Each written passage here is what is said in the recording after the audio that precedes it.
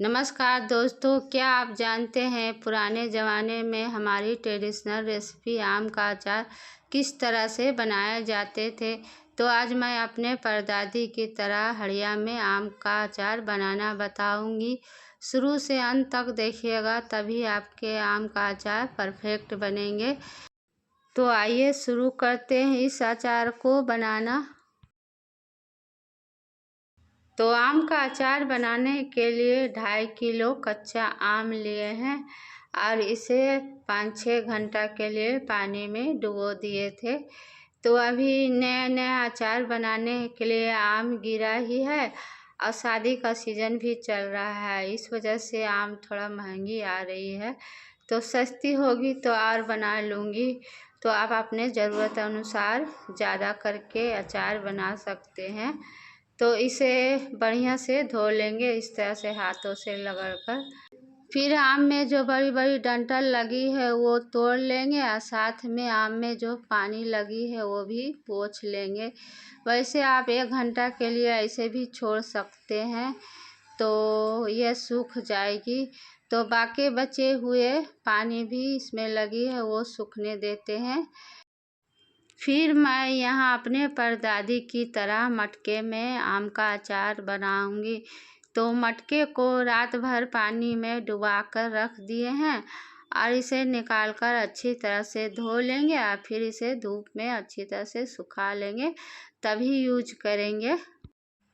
तो आम का पानी सब सूख गया है तो इसे काट लेंगे। तो आप हंसुआ या छुरी किसी से भी काटें ना, तो उसमें तेज़ धार रहेगी ना, तभी आम कटेगी।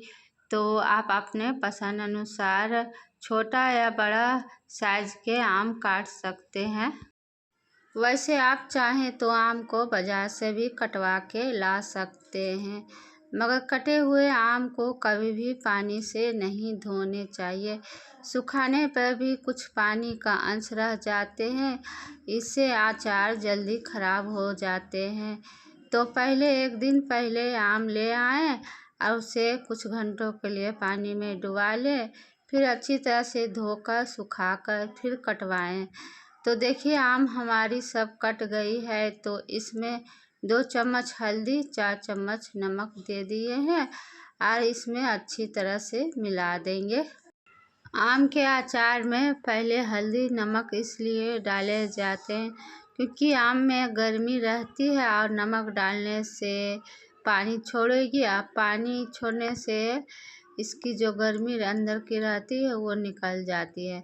तो इसे 4 घंटा के लिए इसी तरह से रहने दिए थे और देखिए ये 4 घंटा बाद देखिए कितनी पानी छोड़ दी है, आप देख सकते हैं। अब इसे छान लेंगे। आम को छान लिए हैं तो इसे हल्का सा धूप लगा लेंगे। बस ऊपर का मॉइस्चर ही सुखाना है, 2-3 घंटे तक ही धूप लगाना है। अब मसाले तैयार करेंगे। तो 1 कप का चौथाई भाग साबुत धनिया है, 3 चम्मच सौंफ है, 2 चम्मच पीली वाली सरसों है, 1 चम्मच काली वाली सरसों है, 1 चम्मच जीरा है, आधा चम्मच मेथी दाना है, आधा चम्मच अजवाइन है, 1 चम्मच का चौथाई भाग कलौंजी है और थोड़ा सा सूखी लाल मिर्ची है। तो आप अपने टेस्ट अनुसार मिर्ची यूज कर सकते हैं। तो अब मसाले को हल्का सा भूंजेंगे। तो पहले सूखी लाल मिर्ची को भून लेंगे, इसे भूनने में थोड़ा टाइम लगता है तो मैं अलग ही इसे भून लेती हूँ। तो देखिए इस तरह से हल्का सा ये फूल जाए, थोड़ा सा हल्का सा इसका कलर चेंज हो जाए तब निकाल लेंगे। फिर धनिया को भी भून लेंगे। तो धनिया को भूनने में थोड़ी टाइम लगती है, तो पहले मैं इसे हल्का सा रोस्ट कर लूँगी, फिर बाकी बचे मसाले को भी इसके साथ भून लेंगे। तो देखिए तो इसे भी हल्का सा ही भूनेंगे, बस इसकी हल्की सी खुशबू आने लगी उतना ही भूनेंगे। तो आप देख सकते हैं। तो अब गैस बंद कर देते हैं। मंगरैला अजवाइन को हमने यहाँ पे रोस्ट नहीं की है। तो अभी तवा गरम है तो मंगरैला अजवाइन को भी डाल देंगे। ये भी हल्का सा रोस्ट हो जाएगी। गैस मेरी बंद है। तो अब देखिए मसाले भी अब ठंडी हो गई है, तो मिर्ची का डंडी तोड़ लिए हैं। साथ में बाकी बचे मसाले को भी डालकर दरदरा पीस लेंगे। अगर आप अचार को पूरी तरह से देसी अंदाज से बनाना चाहते हैं तो मसाले को आप खलबट्टे में चूर के बना सकते हैं। तो दरदरा ही मसाले को पीसे हैं, आप देख सकते हैं। तो अब इसमें 2 चम्मच हल्दी पाउडर, 2 चम्मच कश्मीरी लाल मिर्ची पाउडर डालेंगे। तो कश्मीरी लाल मिर्ची पाउडर तीखी नहीं रहती है, बस कलर के लिए ही डाले जाते हैं। तो यहाँ पे अलग से हमने आधा चम्मच सौंफ को रोस्ट किए थे। तो अचार में साबुत वाले सौंफ अच्छी लगती है खाने में, और अजवाइन और कलौंजी को इस तरह से हाथों से रगड़कर डाल देंगे। देखिए इस तरह से चूर चूर हो गए हैं। अब मैं यहाँ पे 4 चम्मच नमक डालूँगी। तो लगभग हमने आधा कप यहाँ पे नमक यूज कर लिए हैं। तो आप अपने अचार की क्वांटिटी के हिसाब से नमक डालिएगा। तो अब मैं इस मसाले को यहाँ पे मिला रही हूँ। फिर यहाँ पे 1 कप सरसों का तेल डालेंगे। ये कच्चा ही सरसों तेल है। तो आम के अचार में कच्चा ही सरसों अच्छी लगती है।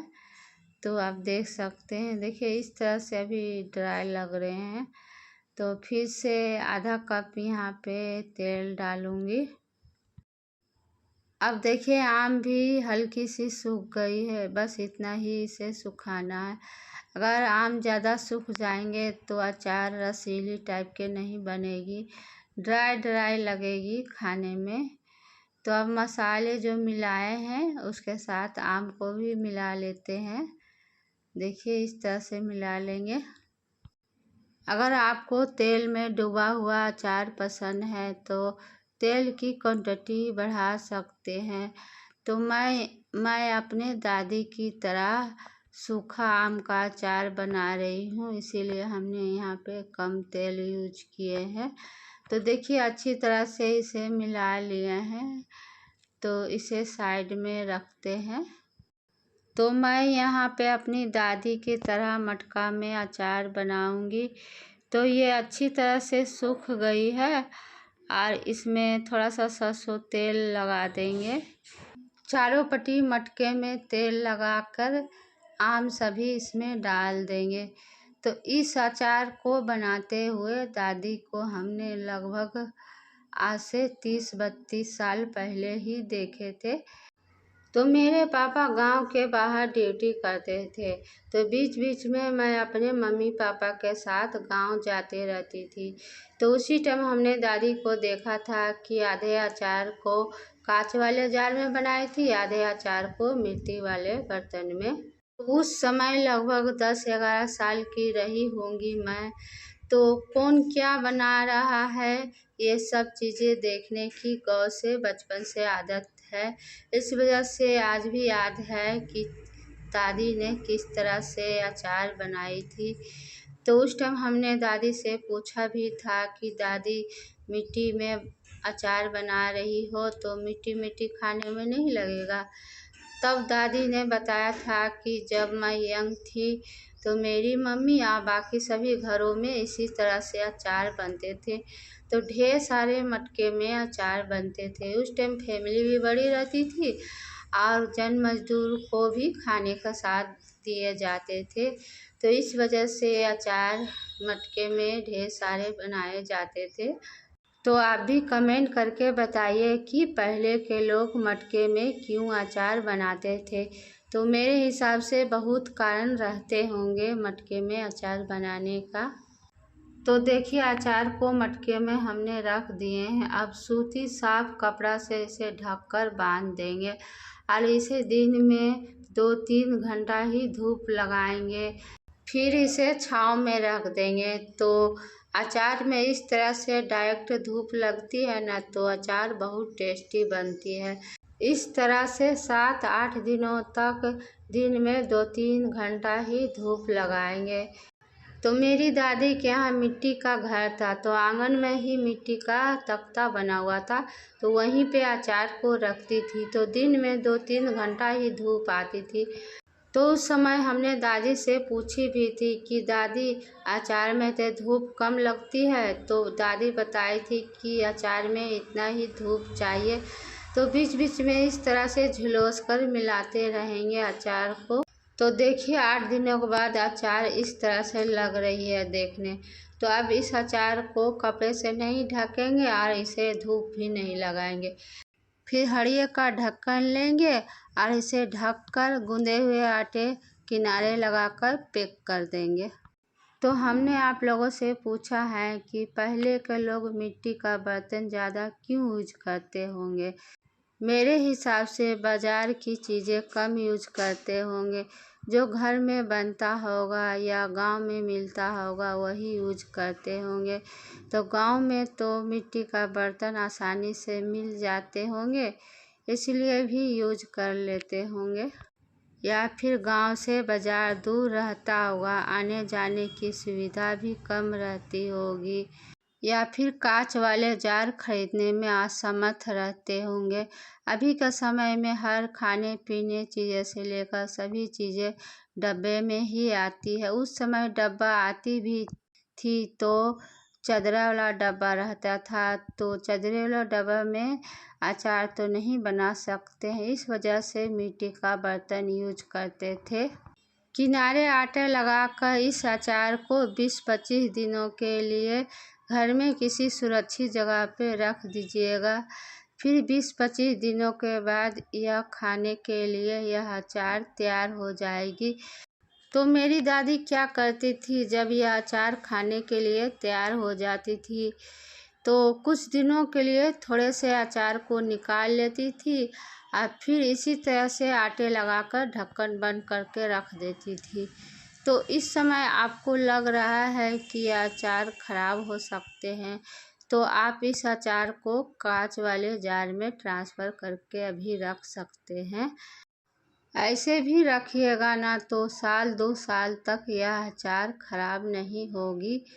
तो हड़िये में बनी हुई अचार को हमने बहुत बार खाए हैं, बहुत टेस्टी लगती है और डिफरेंट भी लगती है, तो आप ट्राई करके देख सकते हैं। तो मेरी परदादी की रेसिपी पसंद आई तो लाइक और शेयर सब्सक्राइब ज़रूर करिएगा। आती हूँ अगले रेसिपी के साथ। Bye bye.